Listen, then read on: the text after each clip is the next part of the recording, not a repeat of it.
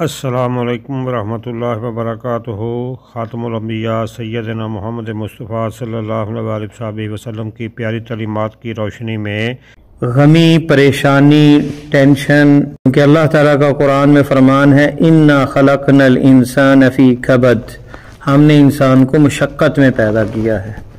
بچہ جب اس دنیا میں آتا ہے اسی وقت اس کی مشقت شروع ہو جاتی ہے، پھر ان مشقتوں کے ساتھ کچھ بیماریاں، کچھ پریشانیاں، اور والذین آمنوا اشد حبا للہ، ایمان والوں کی سب سے زیادہ محبت اللہ تعالیٰ سے ہے، کوئی مخلوق اس کا مقابلہ ہی نہیں کرتی۔ تو اب اللہ کی راہ میں جو تکلیفیں آئیں گی تو اگر تو پکا ایمان اور مضبوط محبت ہے تو پھر تو مزہ آئے گا کہ یہ مجھے اللہ کے قریب کرنے والی ہیں، مجھے ایک کانٹا بھی چبھتا ہے تو اللہ تعالیٰ گناہ معاف کرتے ہیں، درجات بلند ہوتے ہیں، بخار سے گناہ معاف ہوتے ہیں اور بندہ پاک ہوتا ہے، تو بندہ صبر کرتا ہے اس میں اور اس میں اسے اجر ملتا ہے۔ انما یوفی الصابرون اجرہم بغیر حساب، اللہ تعالیٰ صبر والوں کو اجر دیتے ہیں بغیر حساب کے۔ تو جب یہ بندے کا ایمانی چیز اس حالت میں ہوتی ہے تو پھر اسے پریشانی اور مصیبت اتنی نہیں محسوس ہوتی، لیکن جب ایمان کمزور ہو جائے تو پھر یہ دعائیں جو اللہ کے نبی صلی اللہ علیہ وسلم نے ہمیں سکھائی ہیں یہ وہ رشتہ مضبوط کر دیتی ہیں۔ پہلی جو دعا ہے لا الہ الا اللہ العظیم الحلیم، غور کریں ہم یہ لفظ جو ہے عربی کے ہیں، اس کا ترجمہ اور مفہوم بندہ پڑھے تو پھر ہی اس کا فائدہ حاصل ہوتا ہے اس دعا کا۔ لا الہ الا اللہ، اللہ کے علاوہ کوئی معبود برحق نہیں، العظیم وہ عظمت والا ہے، سب سے بڑھ کے ہے، الحلیم حلم والا ہے، بردبار ہے۔ اللہ تعالیٰ کیا ہے؟ حلیم ہے، یہ صفت ہے اللہ تعالیٰ کی کہ اللہ جو ہے وہ کوئی ناراض بھی کرتا ہے، اللہ کو نافرمانی بھی کرتا ہے، وہ صبر کرتا ہے، اسے سزا نہیں دیتا، حلم کا معاملہ کرتا ہے۔ لا الہ الا اللہ، وہ اکیلا ہے، اس کے علاوہ کوئی معبود برحق نہیں۔ رب العرش العظیم، وہ عرش عظیم کا مالک ہے، وہ عرش اللہ کا پوری کائنات سے بڑا ہے، سات آسمان، زمین، ہر چیز کچھ بھی نہیں اس کے مقابلے میں، وہ اس کا مالک ہے۔ لا الہ الا اللہ، کلمہ توحید، یہ اللہ سے جوڑا جا رہا ہے دل کو، جو ٹوٹا ہوا دل ہے۔ لا الہ الا اللہ، کوئی نہیں معبود اللہ کے علاوہ، معبود برحق کوئی نہیں سوائے اللہ کے۔ رب السماوات و رب الارض، جو آسمانوں کا رب ہے، زمینوں کا رب ہے۔ یہ کائنات، یہ بندے تو کچھ بھی نہیں، آسمان میں کتنی مخلوقیں، زمین میں کتنی مخلوقیں، تمام کا وہ رب ہے، پالنے والا ہے، ان کی حاجتیں پوری کرنے والا ہے۔ رب العرش الکریم، عرش کریم کا وہ رب ہے۔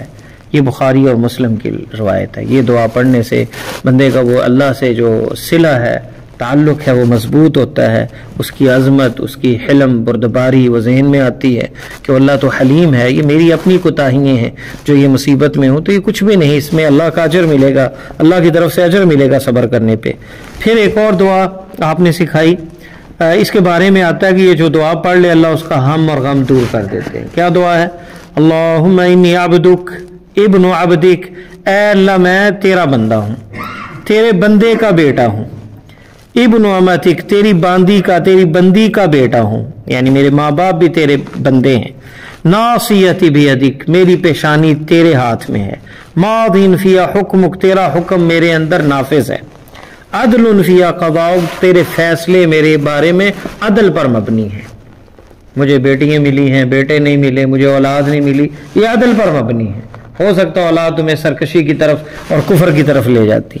اسألک بکل اسم هو لک، اے اللہ تجھ سے سوال کرتا ہوں سارے تیرے ناموں، ہر اس نام سے جو تیرا ہے، سمیت بہ نفسک، جو تو نے اپنے آپ جس سے اپنے آپ کو کہلایا، او انزلتہ فی کتابک، اپنی کتاب میں نازل کیا، او علمتہ احد من خلقک، مخلوق میں سے کسی کو سکھایا، او استاثرت بہ فی علم الغیب عندک، اپنے آپ پاس علم غیب میں اسے محفوظ کر لیا، ان تجعل القرآن ربیع قلبی، قرآن کو میرے دل کی بہار بنا دے، ونور صدری، میرے سینے کا نور بنا دے، وجلاء حزنی، اور میرے حزن اور غم کا دور کرنے والا بنا دے، وذهاب ہمی، اور اس سے میرے ہم پریشانیاں دور ہو جائیں۔ یہ مسند احمد میں روایت ہے اور اسے شیخ ابن قیم رحمہ اللہ اور ابن حجر نے صحیح کہا ہے۔ اور آپ نے فرمایا کہ من قال هذا دعا اذهب الله همه وغمه، اللہ اس کا ہم اور غم اور پریشانی دور کر دیں گے، وابدله مكانه فرحا وفرجا، اللہ تعالیٰ خوشی اس کے بدلے میں دے دیں گے یا آسانی دے دیں گے۔ اور آپ نے وصیت کی کہ جو بھی اس کو سنے وہ اسے یاد کرے اور سیکھے۔ اندازہ کریں اس حدیث پہ، اس دعا پہ اگر غور کریں تو پہلے تو اعتراف ہے اپنی بندگیت کا، بندے کا کام اعتراض نہیں ہے، رب اور مالک کی بات پہ، اس کے فیصلوں پہ اعتراض نہیں، پھر اعتراف ہے کہ میرا کوئی اختیار نہیں، میرے سارے فیصلے اور میری اوپر جو حکمرانی ہے میرے رب کی ہے، اور اس کے جو فیصلے میرے بارے ہیں وہ عدل پہ مبنی ہیں۔ تو پھر اعتراض کس چیز کا؟ پھر اعتراض نہیں ہوگا، پھر سوال ہے، پھر کوئی واسطے نہیں ہے یہاں کے، ڈائریکٹ اللہ سے سوال ہے، تیرے جتنے نام ہیں ان کا سوال کرتا ہوں، ان ناموں کے ساتھ تجھے پکارتا ہوں۔ تو پھر اس کے ساتھ کیا مانگا ہے؟ قرآن کو میرے دل کی بہار بنا دے۔ جس کے دل کی بہار قرآن بن جائے ساری برکتیں اس کے پاس آ جاتی ہیں، کیونکہ اللہ کا یہ کلام ہے، یہ معجزہ ہے اللہ کا، اور یہ قرآن جس کے دل کی بہار بن جائے تو پھر اس کے پاس غم اور ہم نہیں رہتے۔ وَنُورَ صَدْرِی، اور میرے صدر، میرے سینے کا نور بنا دے۔ روشنی کا مطلب ہے کہ شبہات اور ایسی چیزیں دور ہو جاتی ہیں اور حق واضح ہو جاتا ہے۔ اور وَجَلَا حُزْنِی، اور اسے جلا بنا دے، اس سے میرے جو حزن ہے، پریشانی ہے وہ دور کر دے، اور ہم اور غم دور کر دے، تنگیاں، مالی تنگی، بیماریاں، فوت ہو جانا قریبی لوگوں کا۔ اور یہ اللہ تعالیٰ کی تقدیر جو ہے، اللہ تعالیٰ یہ ارکان ایمان میں سے چھٹا جو رکن ہے، تقدیر پر ایمان لانا، قسمت پر ایمان لانا، اللہ کے فیصلوں کو ماننا، بھلی اور بری۔ بھلی یہ ہے کہ آپ کے پاس مال بھی ہے، صحت بھی ہے، آپ خوش ہیں۔ بری تقدیر یہ ہے کہ آپ بیمار ہو گئے، آپ کہیں سوچیں کہ یہ میں کیوں بیمار ہو گیا، کیا پوری اس گاؤں کے اندر میں ہی اللہ کو نظر آیا، مجھے بیماری آنی تھی۔ اگر اس طرح کی بات کرے گا تو یہ رضا نہیں ہے بالقضاء، اور یہ اللہ کی تقدیر پر ایمان کے منافی ہے۔ وہ صبر اور شکر کرے، کہے ہو سکتا ہے یہ بیماری اللہ نے دے کر مجھے کسی بڑی مصیبت سے، بڑی بیماری سے بچا لیا، یہ مجھے چھوٹا حادثہ دے کے بڑے حادثے سے بچا لیا۔ ہر پریشانی کے لیے وہ عذر تلاش کرے، کیونکہ اللہ تعالیٰ جو ہے وہ اپنی مخلوق سے ایک ماں سے بھی زیادہ پیار کرتے ہیں۔ ایک ماں جیسے پیار کرتی ہے اپنے بچے کو، اللہ تعالیٰ اپنی مخلوق سے ایک ماں سے بھی زیادہ پیار کرتے ہیں اور رحمت کا معاملہ کرتے ہیں۔ تو اللہ تعالیٰ بسا اوقات ماں مار بھی دیتی ہے بچے کو، اس کی اصلاح کے لیے، اس کی بہتری کے لیے، علاج کے لیے انجیکشن بھی لگتا ہے، تکلیف برداشت کرنی پڑتی، لیکن اس میں اس کا علاج ہوتا ہے۔ تو اللہ تعالیٰ بھی بندے کے ساتھ تقدیر کے جو فیصلے اس کے حق میں ہوتے ہیں، ایک چیز بندہ سمجھتا ہے کہ یہ میرے لیے بہت اچھی ہے، بڑا زور لگاتا ہے، نہیں ملتی، اور وہی اسے نہیں پتا ہوتا، اسے نظر آتی ہے خیر ہے اس کے لیے، اور اس میں اس کے لیے شر ہوتا ہے۔ بعد میں اسے یاد آتا ہے یار یہ تو واقعی میرے لیے ٹھیک نہیں تھی، مجھے جو مل گیا یہ اس سے اچھا ہے۔ اس لیے ہر کام سے پہلے استخارہ، مشورہ، یہ وشاورہم فی الامر، اللہ کے نبی کو کہا گیا صلی اللہ علیہ وسلم کو کہ آپ بھی مشورہ کریں، ہر بندے کو مشورہ کرنا چاہیے کوئی بھی فیصلہ لیتے وقت، اور پھر اللہ تعالیٰ سے استخارہ، مشورہ، یعنی وہ نماز استخارہ پڑھ کے دعا کرنی چاہیے۔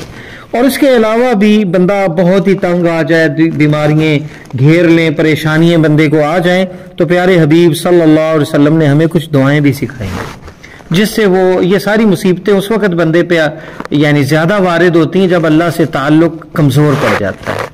تو قرآن سے، اللہ کی دعا سے، اللہ سے مضبوط رشتے سے، یہ وہ ذریعہ ہے، یہ وہ سیڑھی ہے، یہ وہ طریقہ ہے، یہ وہ وسائل ہیں، یہ وہ اسباب ہیں جن کو اختیار کرنے سے پریشانیاں دور ہو جاتی ہیں، ایمان بڑھ جاتا ہے، اجر میں اضافہ ہوتا ہے، اور اللہ تعالیٰ کے فیصلوں پہ بندہ مطمئن ہو جاتا ہے۔ اللہ سے دعا ہے کہ اللہ مجھے اور آپ کو قرآن سنت پر عمل کرنے کی توفیق عطا فرمائے۔